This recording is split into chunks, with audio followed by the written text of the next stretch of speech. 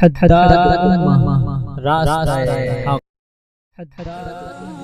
اللہ الرحمن الرحیم نحمده ونصلی ونسلم علی رسولہ الکریم اما بعد۔ حضرات محترم، آج کی نماز تراویح میں 28ویں پارہ کی مکمل تلاوت کی گئی ہے، یعنی سورہ مجادلہ سے لے کر سورۃ التحریم کے آخر تک۔ سورہ مجادلہ یہ 28ویں پارہ کی پہلی سورت ہے، اور اس سے پیچھے 27ویں پارہ کی جو آخری سورت گزری وہ ہے سورۃ الحدید۔ حدید کا معنی ہے لوہا۔ اس سے پہلے کہ سورتوں کے مضامین کے حوالے سے بات ہو، سب سے پہلی گزارش تو یہ ہے کہ قرآن مقدس یہ اللہ کا کلام ہے، اور کسی بندے کے کلام اور گفتگو میں اگر جوڑ نہ ہو، باتوں میں ربط نہ ہو، بے جوڑ اگر کوئی باتیں کرتا ہو تو اس کی بات کی کوئی اہمیت اور حیثیت نہیں ہوتی ہے۔ کہتے ہیں کوئی ادھر کی بات کرتا ہے، کبھی ادھر کی کرتا ہے، تو بے جوڑ اور بے مقصد بات ہے۔ ہو اللہ کا مبارک کلام اور اس میں جوڑ نہ ہو، یہ نہیں ہو سکتا۔ اللہ رب العزت نے قرآن مقدس کو نازل فرمایا، اور پارے ہیں، سورتیں ہیں، منازل ہیں، آیات ہیں۔ قرآن مقدس یہ 114 سورتوں پہ مشتمل ہے، اور 114 موتیوں کی یہ مالا ہے۔ جیسے مالا میں موتی ایک ڈھنگ سے پروئے ہوئے ہوتے ہیں، اسی طریقہ سے قرآن مجید کے اندر بھی صورتوں کو ایک خوبصورت ڈھنگ اور خوبصورت انداز سے رکھا گیا ہے۔ ان کا آپس میں تعلق ہے۔ صورتوں کا تعلق دو طرح کے ہوتے ہیں۔ ایک صورت کا نام سے نام کا تعلق ہوتا ہے، جسے ہم ربط اسمی کہتے ہیں، نام کا نام سے کیا تعلق ہے، اور دوسرا عنوان کا عنوان سے کیا تعلق ہے، ربط معنوی، کہ پچھلی صورت میں کیا مسئلہ بیان ہوا، اگلی صورت میں کیا مسئلہ بیان ہو رہا ہے، اور ان کو ایک ساتھ رکھنے کی وجہ کیا ہے۔ اسے کہتے ہیں ربط، تعلق، جوڑ۔ تو حضرات محترم، ان صورتوں کا سب سے پہلے تو ہم ایک ایک جملے میں جوڑ اور ربط آپس میں پڑھ لیتے ہیں کہ اللہ تبارک و تعالیٰ نے پہلے مجادلہ کو رکھا، پھر حشر کو رکھا، پھر آگے چلے ممتحنہ ہے، پھر جناب یوں چلتے گئے صف، جمعہ، منافقون، تغابن، طلاق، تحریم۔ تو یہ نام جو ہیں، ان کے ناموں کا آپس میں تعلق کیا ہے۔ پچھلی سورت کا نام تھا سورۃ الحدید، لوہے والی سورت، اور اس سورت کا نام ہے مجادلہ۔ مجادلہ جدال سے ہے، اس کا معنی ہے جھگڑنا، جھگڑا کرنا۔ تو پچھلی سورت کے اندر اشارہ فرمایا کہ اے ایمان والو، ہم نے تمہیں حدید یعنی لوہا تو عطا فرما دیا ہے، اب تمہاری ذمہ داری ہے کہ اس حدید لوہے کے ذریعے اسلحہ بنا کر کفار سے مجادلہ کرو۔ آگے سورہ مجادلہ، ہاں جی، حدید کے ذریعے مجادلہ کرو۔ مجادلہ کے بعد آگے آئی سورۃ الحشر۔ سورۃ الحشر کے اندر فرمایا کہ اگر مجادلہ نہیں کرو گے تو اول الحشر کی طرح، اول الحشر میں جیسے اہل کتاب کو شکست کھانا پڑی، ایسے تم بھی شکست سے دوچار ہو جاؤ گے۔ اول الحشر، یہ تفصیلات آئیں گی انشاءاللہ۔ سورۃ الحشر، پھر اس کے بعد آگے سورہ ہے ممتحنہ۔ ممتحنہ امتحان سے ہے، امتحان لینا، جانچ پڑتال کرنا۔ فرمایا اے ایمان والو، اول الحشر کی کامیابی اگر چاہتے ہو تو آپ صلی اللہ علیہ وسلم کی جماعت میں داخلہ لے لو، اور آپ علیہ السلام کی جماعت میں ممتحنہ امتحان پاس کر کامیابی کی سند حاصل کر لو۔ اگر تمہیں اول الحشر میں کامیابی چاہیے تو میرے نبی صلی اللہ علیہ وسلم کی کلاس میں تمہیں کامیابی حاصل کرنا ضروری ہے، اور یہ ممتحنہ سے گزرنا پڑے گا، امتحان سے۔ اس کے بعد سورہ صف ہے، فرمایا اگر تم ممتحنہ میں پاس ہو جاؤ تو صف بندی کر کے میں اللہ کی راہ میں جہاد کرو، سورہ صف۔ صف کے بعد سورہ جمعہ ہے، فرمایا کہ تم اصول قوانین اور ضوابط کے تحت جہاد تبھی کر سکتے ہو کہ جمعہ کے خطبہ کو سننے بر وقت آیا کرو اور جمعہ میں آ کر جہاد کے مسائل سیکھا کرو. سیکھ کر جہاد کرو گے تو بات بنے گی، اگر سیکھ کر جہاد نہیں کرو گے تو وہ پھر مقصد اس سے تم نہیں پا سکو گے. ہر شخص کا اپنا جہاد کا طریقہ ہوگا. فرمایا اس لیے جمعہ میں آؤ. پھر اس کے بعد آگے منافقون ہے، منافقین نام سے ہی سمجھ آ رہا ہے منافقون. فرمایا جمعہ میں تاخیر کرنے والے اور جمعہ کو خواہ ضائع کرنے والے یہ منافقون ہوا کرتے ہیں. جو جان بوجھ کر جمعہ ترک کر دے وہ مومن نہیں ہوتا ہے. آگے سورہ تغابن ہے. تغابن یہ قیامت کا ایک نام ہے. تغابن کا لفظی معنی ہوتا ہے یوم التغابن، ہار جیت کا دن. اس دن کچھ لوگ ہار جائیں گے اور کچھ جیت جائیں گے. فرمایا کہ منافقوں اپنی چال بازیوں سے باز آ جاؤ ورنہ یوم التغابن میں تمہیں منہ کی کھانا پڑے گی، وہاں تم ہار جاؤ گے. تغابن تک اللہ رب العزت نے اصلاح معاشرہ کے، اسلامی معاشرہ کے اصلاحی قوانین اور جہاد کے عنوانات بیان کیے. فرمایا اگر یوم التغاب، آگے سورہ طلاق آئی ہے، فرمایا اگر یوم التغابن ہار جیت کے دن کو ہار سے بچنا چاہتے ہو تو خیال کیا کرو طلاق دیتے وقت احتیاط سے کام لیا کرو. ہاں جی، کہیں ایسا نہ ہو کہ تمہارا گھر اجڑ جائے اور پھر تم پچھتاتے پھرو کسی طریقے سے حلال ہو جائے. فرمایا نہیں، آگے تحریم ہے، تحریم کا معنی حرام کرنا. فرمایا طلاق احتیاط سے دیا کرو ورنہ تحریم واقع ہو جائے گی.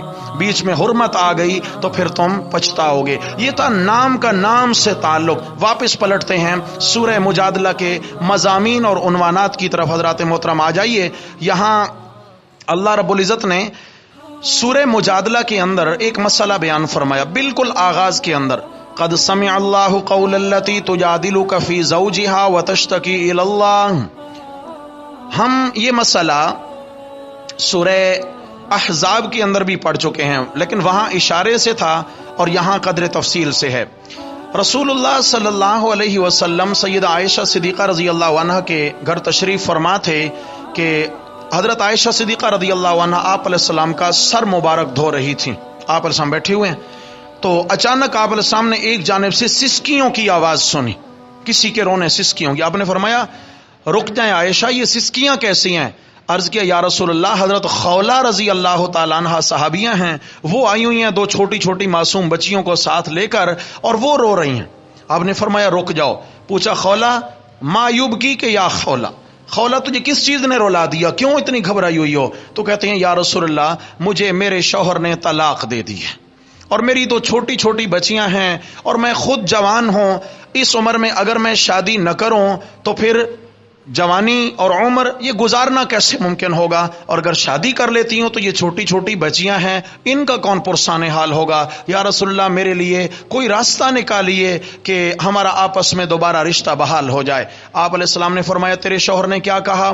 یا رسول اللہ میرے شوہر نے مجھے کہا انت علی کا ظہر امی، کہ تم میرے لیے اس طرح حرام ہے جیسے میری ماں کی پیٹھ مجھ پہ حرام ہے، ماں کی پشت حرام ہے. یعنی ماں کے ساتھ تشبیہ دے دی. ہم یہ مسئلہ زہار پڑھائے ہیں کہ بیویوں کو مائیں جو کہہ بیٹھتے ہیں وہ مائیں کہنے سے مائیں بن نہیں جایا کرتی. یہاں تفصیل بیان فرما دی ہے. اصل میں مسئلہ یہ تھا کہ آپ صلی اللہ علیہ وسلم کے زمانہ سے پہلے بھی یہی مسئلہ چلا رہا تھا اور آپ علیہ السلام کے ابتدائے زمانہ نبوت میں بھی یہی قانون اور ضابطہ تھا. اگر کوئی اپنی بیوی سے کہہ دیتا کہ تم میرے لیے میری ماں جیسی ہے تو وہ بیوی اس کے لیے حرام ہو جاتی، تو یہ طلاق سمجھی جاتی تھی اور تھا بھی اسی طرح. آپ علیہ السلام نے فرمایا خولہ تیرے شوہر نے تو حد عبور کر لی ہے، اب میں تو اللہ کے حرام کو حلال بنانے والا نہیں، میں تو بتانے والا ہوں، بنانے والا نہیں ہوں، کچھ نہیں ہو سکتا. حضرت خولہ رضی اللہ عنہ روتے روتے دوسری جانب سے آئیں. یا رسول اللہ کچھ فرمائیے. بڑی گھبرائی ہوئی. میرے بھائیوں پتہ اس سے چلتا ہے جس کا گھر اجڑ چکا ہوتا ہے. بہت دکھی تھیں حضرت خولہ رضی اللہ عنہ. حضرت عائشہ رضی اللہ عنہ نے ان کو کہا خولہ چلی جاؤ. آپ نے فرمایا نہیں عائشہ سخت جملے استعمال نہ کرو، اس بیچاری کا دل ٹوٹا ہوا ہے. حضرت خولہ رضی اللہ تعالیٰ عنہ نے جب دیکھا آپ علیہ الصلوۃ والسلام کی جانب سے کوئی رسپانس نہیں ہے، کیا رسپانس ملتا؟ جب اللہ کا ایک حکم تھا تو اس کو کون بدل سکتا ہے؟ بالآخر حضرت خولہ رضی اللہ عنہ نے اپنی دو چھوٹی چھوٹی معصوم بچیوں کے، یہ امام سیوطی رحمہ اللہ نے لکھا ہے، اپنی چھوٹی معصوم بچیوں کے یوں ہاتھ اٹھائے کہ میری بیٹیوں اب صرف اللہ کا دروازہ باقی رہ گیا ہے، آؤ میں دعا مانگتی ہوں، تم بھی دعا کرو، اللہ تبارک و تعالیٰ کوئی خیر کا راستہ پیدا فرما دیں۔ حضرت خولہ رضی اللہ عنہ نے ادھر اللہ سے جو تعلق جوڑا اور گڑ گڑا کے اللہ سے مانگنا شروع کیا۔ میرے آقا علیہ السلام ابھی تک سر دھلا رہے تھے کہ جبریل امین قرآن کی آیتیں لے کر نازل ہو گئے اور ہمیشہ ہمیشہ کے لیے مسلمانوں کی پریشانی کا خاتمہ کر دیا۔ اس مسئلے کو طلاق سے نکال کر زہار بنا دیا کہ آج کے بعد اگر کوئی ایسا کہے گا تو وہ بیوی طلاق نہیں ہوگی، وہ زہار ہو جائے گی۔ زہار کیا مطلب ہے؟ یہ ایک قسم کی قسم ہوتی ہے، اور جب یہ واقع ہو جائے تو جب تک کفارہ ادا نہیں ہوگا تب تک میاں بیوی آپس میں مل نہیں سکتے ہیں، تب تک ان کے درمیان یہ خلیج حائل رہے گی۔ تو قرآن مجید نے ایک تو یہ بات بتائی کہ قد سمع اللہ قول التی، تحقیق سنی ہے اللہ نے بات اس عورت کی، سبحان اللہ، تجادلک فی زوجہا، جو آپ علیہ الصلوۃ والسلام سے بحث کر رہی تھی، تکرار کر رہی تھی اپنے شوہر کے معاملے میں، وتشتکی الی اللہ، بالآخر شکایت کرنے لگی اللہ کے دربار میں۔ انداز دیکھیں قرآن کا۔ میرے پیارے نبی صلی اللہ علیہ وسلم کے تربیت یافتہ صحابہ اور صحابیات پریشان ہوتے ہیں، اللہ عرشوں سے ان کی پریشانی کا علاج بنا کر قرآن اتارتا ہے۔ اتنی عظیم جماعت ہے میرے نبی صلی اللہ علیہ وسلم کی، کہو صلی اللہ علیہ وسلم۔ فرمایا واللہ یسمع تحاورکما، اللہ تعالیٰ سن رہا تھا ان دونوں کے سوال و جواب، ان اللہ سمیع بصیر۔ اچھا جی، پہلی بات تو سنو کہ الذین یظاہرون منکم من نسائہم، جو لوگ تم میں سے بیویوں سے زہار کر بیٹھیں، یہ جملہ کہہ دیں ماں جیسی، تو ما ہن امہاتہم، وہ مائیں نہیں بن جاتی، یہ کہنے سے مائیں۔ فرمائے ان امہاتہم الا اللہ ولدنہم، ارے مائیں تو ان کی وہی ہیں جنہوں نے انہیں جنا ہے۔ فرمایا کسی کو ماں کہنے سے ماں، تو معلوم ہوا کہ یہ منہ بولے رشتے کوئی رشتے ہوا نہیں کرتے کہ جی فلاں میری منہ بولی بہن ہے اور منہ بولی بیٹی اور منہ بولی ماں، یہ منہ بولے اسلام کے اندر کوئی رشتے نہیں ہیں۔ آگے فرمایا وَإِنَّهُمْ لَيَقُولُونَ مُنْكَرًا مِنَ الْقَوْلِ وَزُورًا، یہ ساری بات چلی۔ اچھا جی، اب علاج کیا آیا؟ وَالَّذِينَ يُظَاهِرُونَ مِن نِّسَائِهِمْ ثُمَّ يَعُودُونَ لِمَا قَالُوا فَتَحْرِيرُ رَقَبَةٍ مِّن قَبْلِ أَن يَتَمَاسَّا، فرمایا تعلق قائم کرنے سے پہلے ان کو چاہیے کفارہ ادا کریں، اور کفارے تین قسم کے ہیں، اگر طاقت ہو مالی اعتبار سے تو غلام آزاد کریں۔ آج کل تقریباً 18-20 لاکھ روپیہ ایک غلام کی قیمت اگر آج ہوتے، لیکن آج نہیں ہے۔ اللہ تعالیٰ وہ جہاد کا دور لوٹائے تو انشاءاللہ یہ دوبارہ اسلام کا یہ معاملہ بھی لوٹ آئے گا انشاءاللہ۔ جہاد کے لوٹنے پر آمین نہیں کہا آپ نے؟ ہاں انشاءاللہ اسلام کو غلبہ اسی چیز سے ملے گا۔ ہاں اسلام کا روب ہے جہاد، یاد رکھیے روب ہے۔ میرے نبی صلی اللہ علیہ وسلم رحمت للعالمین پیغمبر ہیں، 8 سالوں کے اندر میرے آقا علیہ الصلوۃ والسلام نے 29 جنگیں خود لڑی ہیں اور 56 جنگوں میں صحابہ کو روانہ کیا ہے۔ کتنے سالوں میں؟ صرف 8 سالوں کے عرصہ کے اندر اسلام کہاں سے کہاں تک نہیں پہنچا۔ چنانچہ پہلا مسئلہ کیا ہے کہ غلام آزاد کریں۔ فرمایا اگر غلام آزاد کرنے کی طاقت نہیں ہے فمن لم یجد فصیام شہرین متتابعین، تو پھر کیا کریں؟ 2 مہینے لگاتار روزے رکھیں، لگاتار 60 روزے رکھیں کہ بیچ میں کوئی بھی انقطاع اور تعطل نہ آئے، لگاتار رکھیں۔ اگر یہ بھی نہ ہو سکے، یعنی روزے رکھنے کی بھی اگر طاقت نہیں ہے، تو فرمایا پھر ایسا کریں فمن لم یستطع فاطعام 60 مسکینا، 60 مسکینوں کو کھانا کھلا دیں۔ بلا خولا اپنے شوہر کو، شوہر جی تشریف لائے، آپ نے فرمایا غلام آزاد کرو۔ یا رسول اللہ جیب میں کچھ بھی نہیں ہے، آزاد کروں کیسے ہوگا؟ ممکن ہی نہیں۔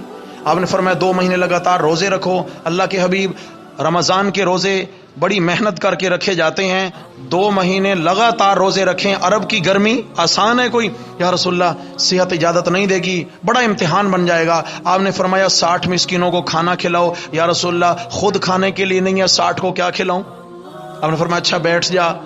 حضرت خولہ اس کے شوہر بیٹھ گئے۔ تھوڑی دیر گزری، ایک انصاری صحابی کھجور کا ٹوکرا لے کر حاضر ہوئے۔ آپ صلی اللہ علیہ وسلم نے فرمایا خولہ کے شوہر یہ اٹھا لو اور جا کر یہ غریبوں میں تقسیم کر دو، تمہارا کفارہ ادا ہو جائے گا۔ حضرت خولہ کے شوہر وہ ٹوکرا اٹھا کے تھوڑے سے چلے ہیں، روک کے عرض کرتے ہیں یا رسول اللہ سچ پوچھیں تو مدینہ میں میرے سے بڑا مسکین کوئی نہیں. آپ علیہ السلام نے فرمایا جاؤ خود کھا لو اور تمہارا کفارہ بھی ادا ہو گیا. یہ ان کی خصوصیت تھی, یاد رکھنا آج اس طرح نہیں ہو سکے گا, یہ انہی کی خصوصیت تھی. بعض خصوصیات ہوا کرتی ہیں, چنانچہ یہاں پر مسئلہ بیان ہوا زہار کا, اگر کوئی بیوی کو ماں کہہ بیٹھتا ہے تو اس طریقے سے. پھر اس کے بعد آگے سورہ حشر آئی. سورہ حشر کے اندر چونکہ یہاں فرمایا تھا حدید لوہے کے ذریعے اسلحہ بناؤ, کفار سے مجادلہ کرو, جہاد کرو. اچھا جی, جہاد کے احکامات بھی آئے. آگے چلے تو سورہ حشر کے آخر کے اندر میرے رب نے مسئلہ توحید کے 3 انداز بیان فرمائے. فرمایا یہ وہ مسئلہ توحید ہے جس کے تحفظ کے لیے تم نے جہاد کرنا ہے. 3 انداز سے اللہ کی وحدانیت سنیے گا. فرمایا هو اللہ الذی لا الہ الا هو عالم الغیب والشہادہ هو الرحمن الرحیم. پھر تو دوسرا انداز هو اللہ الذی لا الہ الا هو الملک القدوس السلام المؤمن المہیمن العزیز الجبار المتکبر سبحان اللہ عما یشرکون. تیسرا انداز هو اللہ الخالق البارئ المصور له الاسماء الحسنى یسبح له ما فی السماوات والارض وهو العزیز الحکیم. یہ 3 انداز ہیں اللہ کی وحدانیت کے. ان میں تفصیلات بہت ہیں لیکن وقت نہیں ہے, اشارہ کر دیا. فرمایا یہ وہ مسئلہ ہے جس کے تحفظ کے لیے کیا کرنا ہے جی, جہاد کرنا ہے.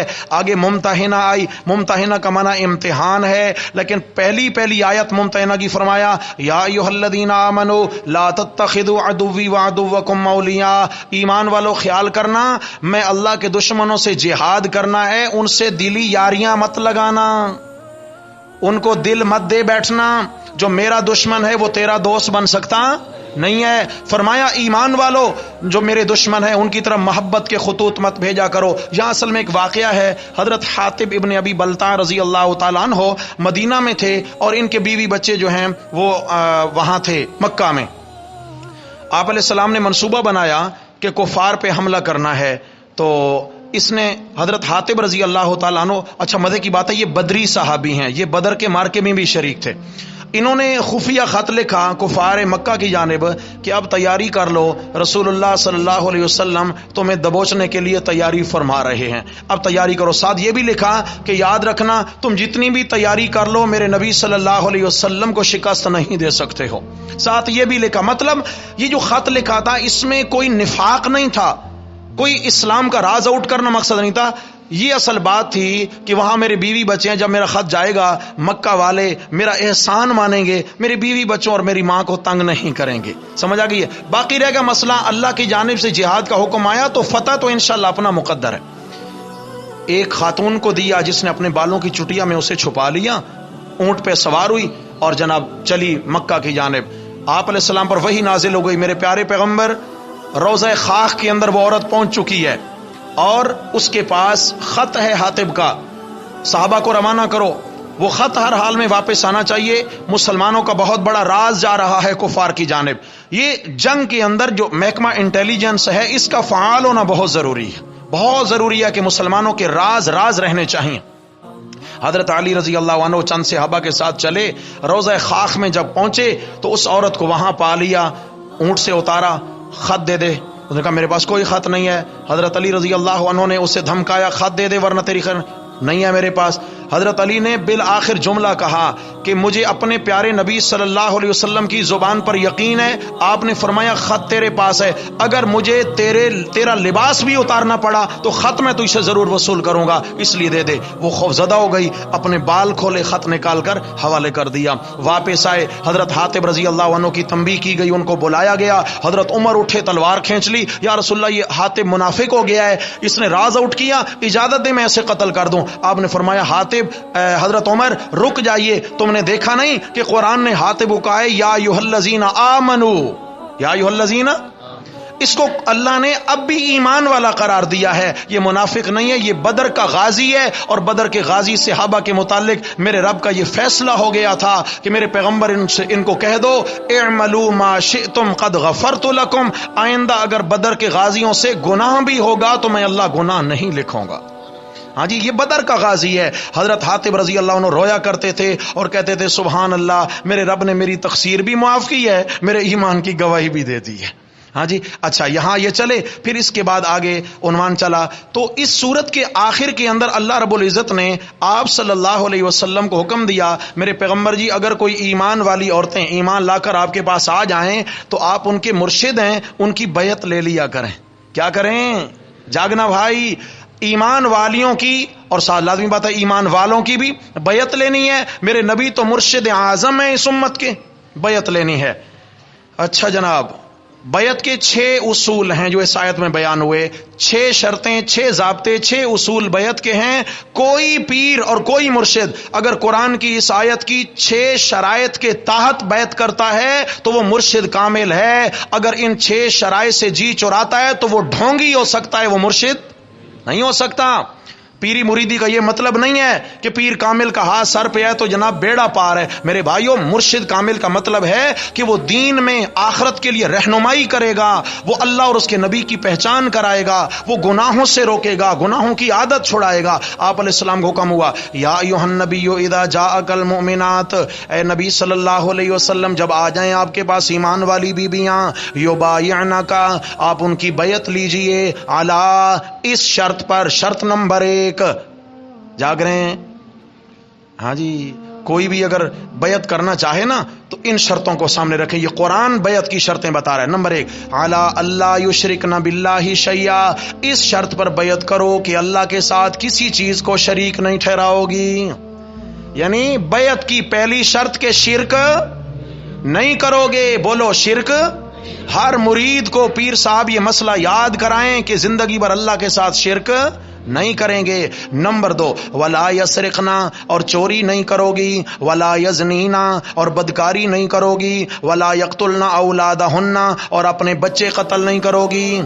کیوں؟ عورت کو پتہ ہے میرے پیٹ میں کیا ہے، مرد کو کیا پتہ ہے؟ اور مرد سے چوری چھپے جا کے بچہ ضائع کرا دے، یہ اولاد کا قتل ہے۔ ولا یقتلنا اولادہن، اولاد کو قتل نہیں کرو گی، ولا یاتینا ببہتان، اور بہتان نہیں گھڑو گی، یفترینہ بین ایدیہن وارجلہن۔ نمبر 6، ولا یعصینک فی معروف، اور کسی نیکی کے کام میں اللہ کے نبی کی نافرمانی نہیں کرو گی۔ کتنی شرطیں ہو گئیں؟ بولو، شرک نہ کرو، چوری نہ کرو، زنا نہ کرو، قتل نہ کرو، بہتان مت باندھو، کسی نیکی کے کام میں نافرمانی مت کرو۔ کتنی خوبصورت شرطیں ہیں بھائی۔ کوئی پیر اگر ان شرائط پہ بیعت لے، خدا کی قسم زندگی بن جائے اس مرید کی، اس مرید کی زندگی بن جائے۔ فرمایا ان شرائط پر بیعت لیجئے، فبایعہن، میرے پیغمبر ان کی بیعت لیجئے، واستغفر لہن اللہ۔ اچھا، بیعت ہونے کے بعد کیا کرنا ہے؟ فرمایا ان کے گناہوں کی اللہ سے معافی بھی مانگتے رہیں، مریدوں کے گناہوں کی اللہ سے معافی مانگتے رہیں۔ یہاں پر بیعت کی شرائط بیان ہوئی۔ آگے فرمایا کہ بیعت ہو گئی میرے نبی کے ہاتھ پر، اے ایمان والو بیعت کر چکی ہو تو اللہ کے قافلے میں شریک ہو گئے۔ فرمایا اب سورہ صف آ گئی، صف بستہ ہو کر اللہ کے راستے میں جہاد کرو۔ بیعت کرنے کے بعد مرید نے کیا کرنا ہے جی؟ یہ پیری مریدی اور جہاد جوڑ ہے آپس میں کوئی؟ لیکن قرآن نے تو ساتھ ہی جوڑ لگایا ہے، قرآن نے تو ساتھ ہی جوڑ لگایا ہے۔ فرمایا میرے نبی صلی اللہ علیہ وسلم کا سچا مرید وہ ہے کہ جس کے دل میں جذبہ جہاد ہے۔ اور سورہ صف کی آیت نمبر 4 میں فرمایا ان اللہ یحب الذین یقاتلون فی سبیلہ، بے شک اللہ تعالی محبت رکھتے ہیں ان لوگوں سے جو جہاد کرتے ہیں اللہ کے راستے میں۔ کیسے؟ صفن، صف باندھ کر، کأنہم بنیان مرصوص، ایسی صف جیسے سیسا پلائی دیوار ہوتی ہے۔ فرمایا ان مجاہدین سے اللہ کو کیا ہے بھائی؟ پیار ہے۔ سبحان اللہ۔ آگے چلے جی، سورہ جمعہ آ گئی۔ سورہ جمعہ کے اندر اشارہ کر دیا کہ اگر جہاد کے احکامات سیکھنے ہیں تو جمعہ کا خطبہ سننے بر وقت آیا کرو، اقامت کا انتظار نہ کیا کرو۔ سمجھ آ گئی ہے میرے بھائیو؟ جمعہ اور عید میں فرق ہے، یاد رکھنا۔ دیکھیں جمعہ کا خطبہ نماز سے پہلے ہے اور عید کا خطبہ ایسے ہی ہے نا، نماز کے بعد ہے۔ اس کی وجہ کیا ہے کہ خطبہ جو ہوتا ہے نا، اصل تو یہ تقریر ہے، اس میں احکامات سکھائے جاتے ہیں۔ تو جمعہ کے اندر کیا ہے؟ مقصد خطبہ ہے، نماز بعد میں، پہلے آؤ، پہلے آ کر دین سیکھو، بیٹھو، جب دین کے احکامات سیکھ لو تو آخر میں کیا ہے؟ پھر 2 رکعت پڑھ کے اللہ کے حضور شکرانہ ادا کرتے جاؤ۔ لیکن مقصد کیا تھا دین سیکھنا؟ لیکن عید پر کیا ہے؟ وہاں فرمایا آؤ نماز پڑھو. وہاں مقصد نماز ہے کہ عید کا خوشی کا دن ہے. عام دنوں میں 5 نمازیں اور آج عید کا دن ہے 6 نمازیں پڑھ کے اللہ کے شاکر بندے بن جاؤ. سمجھ آ گئی؟ یہ خطبہ بعد میں ہے، جمعہ کا خطبہ سننا کیا ہے؟ واجب ہے. فرمایا جمعے کے خطبہ میں احکام جہاد اور شریعت کے احکامات سیکھو. آگے سورہ منافقون آئی اور سورہ منافقون کے اندر منافقین کی چال بازیوں کا ذکر ہے. یہاں تفصیلی واقعات ہیں لیکن وقت نہیں ہے. آپ صلی اللہ علیہ وسلم نے اور آپ علیہ السلام کے مقابلے میں عبداللہ ابن ابی ابن سلول کے حالات زندگی آئے. عبداللہ ابن ابی یہ رئیس المنافقین تھا. نبی علیہ السلام سے پہلے مدینہ کی باغ ڈور اس کے ہاتھ میں تھی سیاسی اعتبار سے.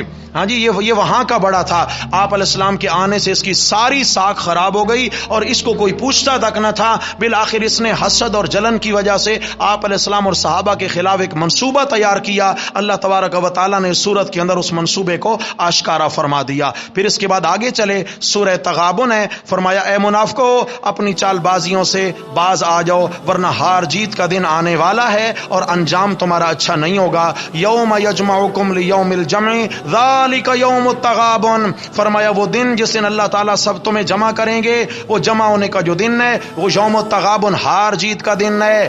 وَمَن يُؤْمِن بِاللَّهِ اور جیتے گا کون؟ وَمَن يُؤْمِن بِاللَّهِ اور جو کوئی ایمان لایا اللہ پر، وَيَعْمَلْ صَالِحًا اور عمل کرتا رہا نیک، يُكَفِّرْ عَنْهُ سَيِّئَاتِهِ اللہ اس کی ساری غلطیاں معاف فرما دیں گے، وَيُدْخِلْهُ جَنَّاتٍ اور اللہ اس کو بہشتوں میں داخل فرما دیں گے، تجری من تحتها الانہار کہ ان باغات کے نیچے کئی نہریں جاری ہیں، خالدین فیہا ابدا یہ ایمان والے ہمیشہ ہمیشہ ان ٹھنڈی چھاؤں اور باغات میں رہا کریں گے. ذالک الفوز العظیم فرمایا یہ اصل جیت ہے، اصل کامیابی اور جیت تو یہی ہے. اور کفار ہار جائیں گے، ایمان والے جیت جائیں گے. یوم التغابن ہے. اس کے آخر میں فرمایا انما اموالکم و اولادکم فتنہ. فرمایا کہیں ہار نہ جانا، تمہارے مال تمہاری اولادیں آزمائش ہیں. فتنہ کا معنی کیا ہے بھائی؟ یہ وہ فتنہ نہیں جو ہمارا اردو والا فتنہ ہوتا ہے.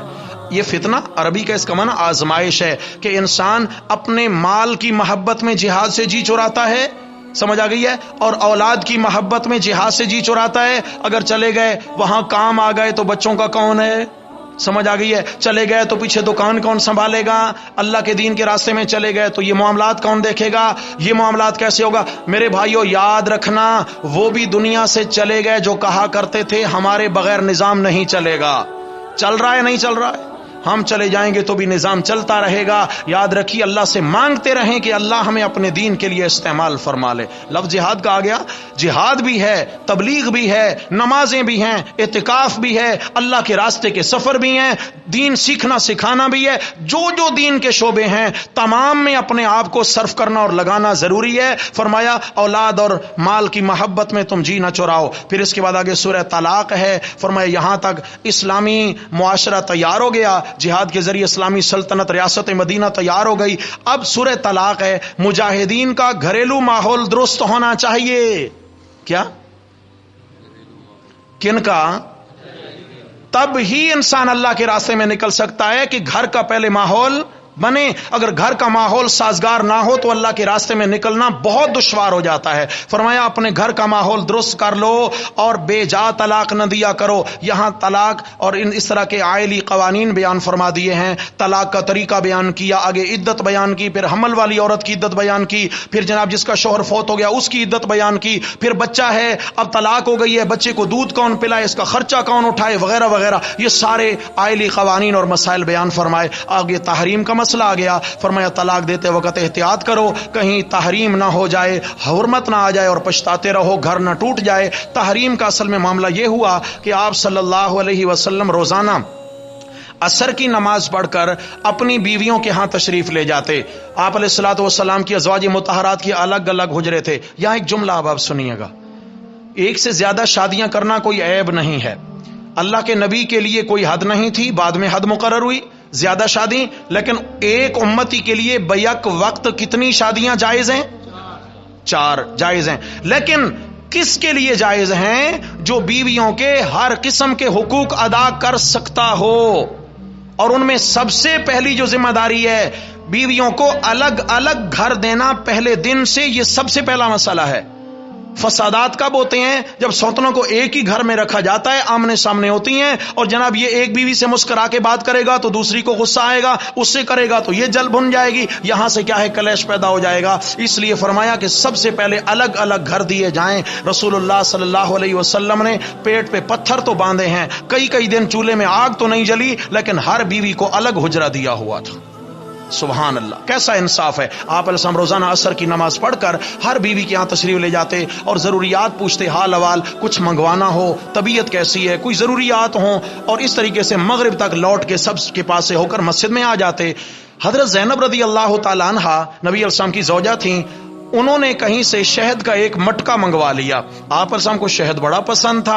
حضرت زینب رضی اللہ عنہ مثلاً اگر 10 منٹ تھے سب بیویوں کے، جب نبی علیہ السلام کے وہ 10 منٹ پورے ہونے لگتے حضرت زینب کے پاس، تو عرض کرتے یا رسول اللہ 1 منٹ ٹھہرے، وہ میں شہد لاتی ہوں، ذرا شہد چیک کر لیں۔